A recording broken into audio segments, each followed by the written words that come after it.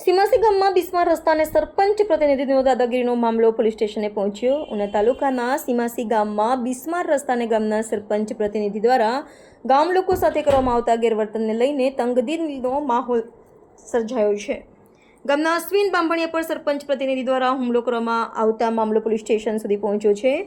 બિસ્માર રસ્તા અને લોકોની હાલાકી. સીમાસી ગામનો અવરજવરનો રસ્તો અત્યંત બિસ્માર હાલતમાં છે, જેના કારણે 70થી વધુ ગ્રામજનોને અને ખાસ કરીને શાળાએ જતા 20 વિદ્યાર્થીઓને ભારે હાલાકીનો સામનો કરવો પડી રહ્યો છે. વૃદ્ધ વડીલોને પણ આ રસ્તા પર ચાલવામાં ઘણી મુશ્કેલીઓ પડે છે. ગામ લોકો દ્વારા તંત્રને અનેકવાર મૌખિક અને લેખિત રજૂઆતો કરવામાં આવી છે, તેમ છતાં તેમની વ્યથા સાંભળવા કોઈ તૈયાર નથી. સરપંચ પ્રતિનિધિ પર દાદાગીરી અને ગેરવર્તનના આક્ષેપો. ગામના સરપંચ પ્રતિનિધિ પર ગામનું સંચાલન કરતા હોવા છતાં ચૂંટણી સમયે ખોટા વાયદાઓ કરવાને કામના સમયે દાદાગીરી કરવાના આક્ષેપો કરવામાં આવી રહ્યા છે. ગામ લોકોનું કહેવું છે કે સરપંચ પ્રતિનિધિ દ્વારા તેમની સાથે ગેરવર્તન કરવામાં આવે છે અને જો કોઈ વ્યક્તિ રજૂઆત કરે તો તેને અભદ્ર ભાષામાં જવાબ આપવામાં આવે છે.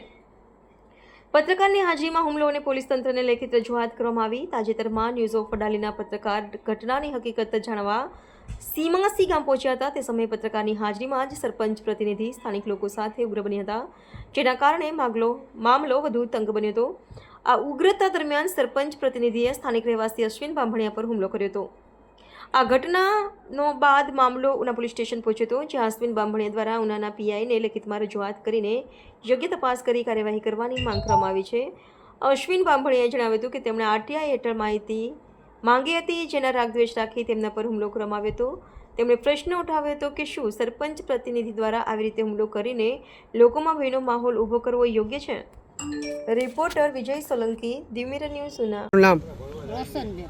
હા, શું તકલીફ થાય છે રોશન? અમારે હાલવા ચાલવા રસ્તાની બહુ તકલીફ છે. છોકરાને ભણવા કેમ મોકલવા, અમારે કેમ હાલવું? કેટલા ટાઈમથી આ પ્રોબ્લેમ છે? આ ઘણા વર્ષથી પ્રોબ્લેમ છે.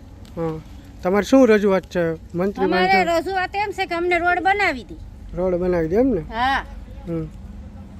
બીજું કોઈ ધ્યાન દેતું નથી, કોઈ જોવા આવતું નથી. હા, અમારે રોજનું જ છે. અમારે કેમ બાળ બચ્ચાને મોકલવા ભણવા સ્કૂલે? એટલે હવે ત્યારે બધાએ હાજરી દે, બધાય જોવા આવે. હા હા. પછી કોઈ જોવા આવતું નથી, કોઈ પૂછતું નથી.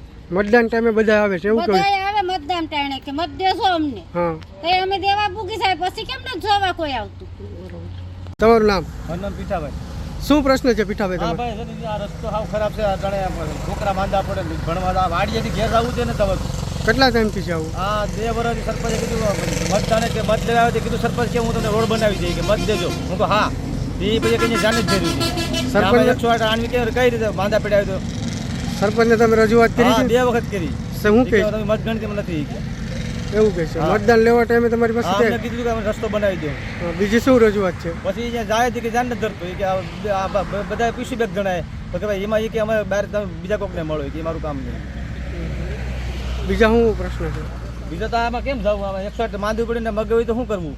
આમાં 108 કેમ મગાવી? તમે અહીંયા જ રહ્યો છો? હા. મચ્છર ને એવું થાય છે? અરે મસ્તર એટલે રાવા જ ગયો છે. 15 ઘર છે અહીંયા ને ભણવા 15-20 છોકરા ભણવા જાય. વધીને તકલીફ છે? હા, તો તેડી મૂકવા જવા પડે, તેડીને લાવવા પડે. વધારે મરણ હરણ છું તો અમે માણે કોઈ બેહવાય આવે એમ નથી. પરિચય? મારું નામ બાંભણિયા અશ્વિન છે. શું પ્રશ્ન છે તમારો? પ્રશ્ન રોડ રસ્તાનો. નેશનલ હાઈવે છે અહીંયા. અહીંથી નેશનલ હાઈવેથી જૂના રોડ સુધી, સ્ટેશન સુધી આ એને જોડતો રોડ છે અને આ એરિયામાં 20થી 25 મકાન છે. 100થી વધુ લોકો રહે છે અને સ્કૂલે જતા બાળકોથી 20થી 22 બાળકો છે. પ્લસ કોઈ માંદું બીમાર આ છે તે છે. હાલવા ચાલવા માટે રસ્તો વ્યવસ્થિત પણ નથી. બીજા શું પ્રશ્ન છે? વારંવાર રજૂઆત છતાં સરપંચનું કહેવાનું એવું છે કે અમારો મત વિસ્તાર નથી એટલે અમે આ રોડ રસ્તાનું કામ નથી કરતા. આવું એણે 2 થી 3 વખત મૌખિક કીધેલું છે. શું તમે ઘરનો વેરો ને ભરો છો? ઘરનો વેરો બધું, પાણી વેરો બધું લે છે જ અમારી પાસેથી. સીમાસી ગ્રામ પંચાયતમાં ભરો છો? હા. બીજી શું રજૂઆત છે?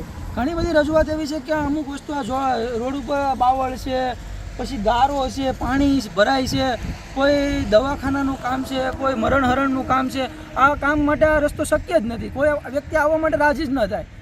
108 છે, 108 માટે પછી કોઈ પણ સિક્યુરિટી વ્યવસ્થા માટે કે હેલ્થની વ્યવસ્થા માટે આ રસ્તો બેકારમાં બેકાર છે. વારંવાર રજૂઆત છતાં પણ તંત્રને આ વસ્તુની કાંઈ પણ પરવા નથી. જાણે ગ્રામ પંચાયતમાં સરપંચ અને તલાટી મંત્રી આરામ કરતા હોય ને એવી પરિસ્થિતિમાં એ લોકોને કહે છે, તો એ લોકો કહે છે કે અમે દર વર્ષે ઠરાવ કરીએ છીએ. તો ઠરાવ પણ ગ્રાન્ટ હોય તો ઠરાવ આપે તો એને કમસે કમ રિપેરિંગ તો કરી આપવું જોઈએ ને. બરોબર છે.